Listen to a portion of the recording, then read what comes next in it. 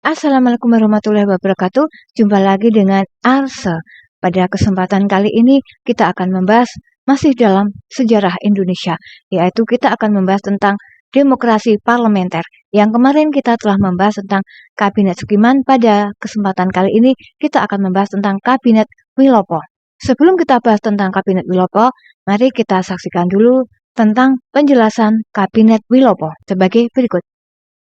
Nah, kabinet yang ketiga adalah Kabinet Wilopo, yaitu pada tahun 1952 sampai 1953.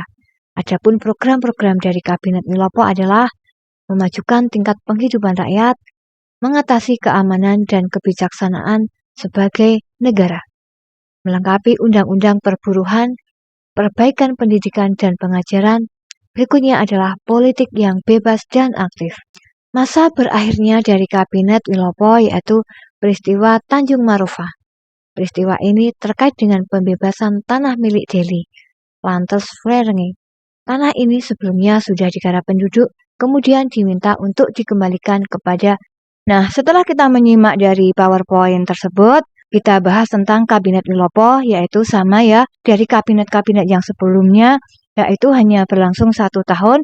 Nah, pada Kabinet Wilopo ini juga berlangsung hanya 1 tahun, yaitu pada tahun 1952 sampai 1953.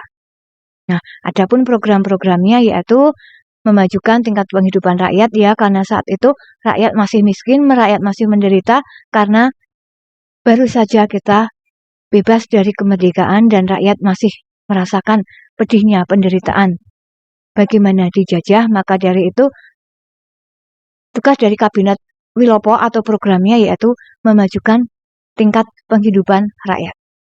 Nah, berikutnya adalah mengatasi keamanan dan kebijaksanaan sebagai negara.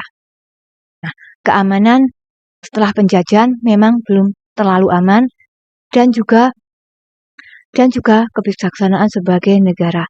Nah, di sini tugas negara adalah memberikan keamanan, penghidupan yang layak, agar rakyat tidak takut lagi, rakyat diberikan kedamaian dan kebijaksanaan atas aturan-aturan yang ada.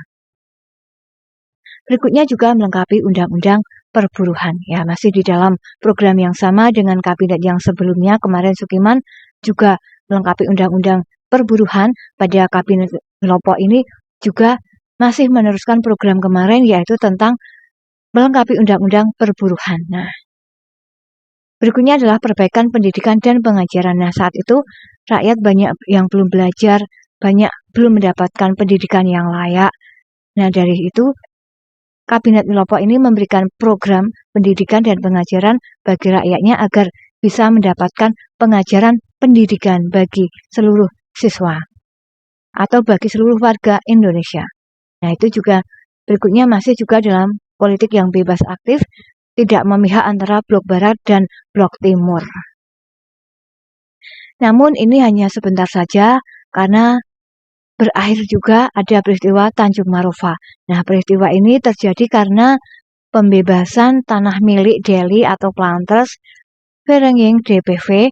Tanah ini sebelumnya sudah digarap penduduk, namun kemudian diminta lagi untuk dikembalikan kepada DPF. Nah, dari sini muncul mosi ketidakpercayaan dan akhirnya Kabinet Wilopo ini mengundurkan diri. Nah, itulah tadi tentang Kabinet Wilopo yang hanya setahun, pergantiannya begitu cepat, programnya belum terlaksana secara tuntas, sudah berganti dengan kabinet yang lain. Nah, berikutnya nanti kita akan membahas tentang Ali Sastro Amijoyo I. Namun, saya akhiri dulu untuk pertemuan kali ini. Banyak salam maaf. Assalamualaikum warahmatullahi wabarakatuh.